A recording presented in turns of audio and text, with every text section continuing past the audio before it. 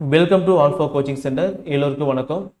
So இன்னைக்கு STD answer கீயோட final result வந்துருச்சு. அது மட்டும் இல்லாமல் மார்க் லிஸ்ட் வந்து அப்டேட் பண்ணியிருந்தாங்க. ஓகேங்களா? ஸோ ஒவ்வொரு ஸ்டூடெண்ட்ஸோட மார்க் என்ன அப்படின்னு சொல்லி அப்டேட் பண்ணியிருந்தாங்க.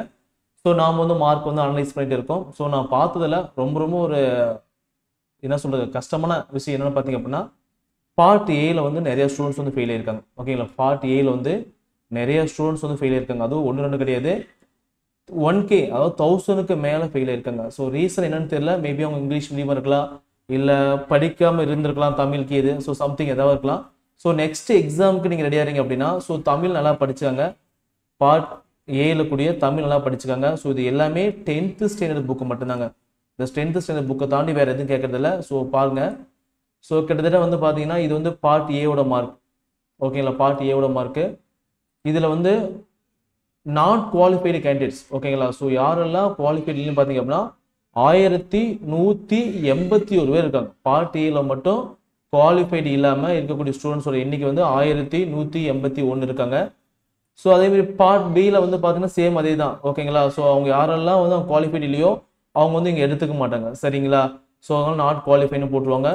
ஸோ நெக்ஸ்ட் எக்ஸாம் படிக்கிறீங்க வந்து பார்த்தீங்கன்னா கொஞ்சம் ரிஸ்க் எடுத்து கொஞ்சம் படிங்க. ஓகேங்களா? ஸோ அப்போ தான் வந்து பார்த்தீங்கன்னா உங்களுக்கு மார்க் ஆனது இன்க்ரீஸ் ஆகும், இல்லைனா இன்க்ரீஸ் ஆகவே ஆகாது.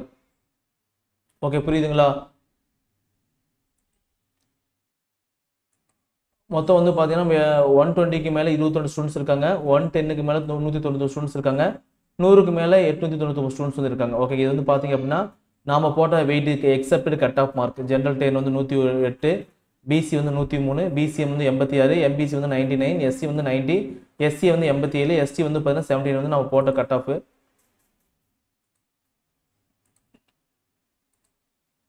ஓகேங்களா? ஸோ ரிசல்ட் வந்துருச்சு. ஓகே, பாஸ் பண்ண எல்லா ஸ்டூடெண்ட்ஸ்க்கு வந்து வாழ்த்துக்கள். ஓகேங்களா? உங்களுக்கு எஸ்டிடி இந்த ரிசல்ட் ஏதாவது டவுட்ஸ் இருந்துச்சு அப்படின்னா கீழே கமெண்ட் செக்ஷனில் கமெண்ட் பண்ணுங்கள்.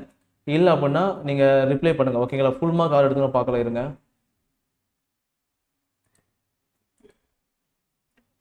இருக்காங்களா? 30 மார்க் ஆகுது. So 50 mark கொஸ்டினா 50. ஓகே, கிட்டத்தட்ட வந்து பார்த்தீங்கன்னா 50க்கு 50 56 ஸ்டூடெண்ட்ஸ் எடுத்திருக்காங்க. சூப்பர்.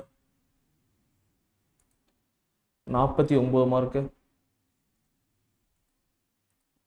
ஸோ 49 62 பேர் எடுத்திருக்காங்க. Super super. எல்லாமே இப்போ நல்லா படிச்சிருக்காங்க. So just pass.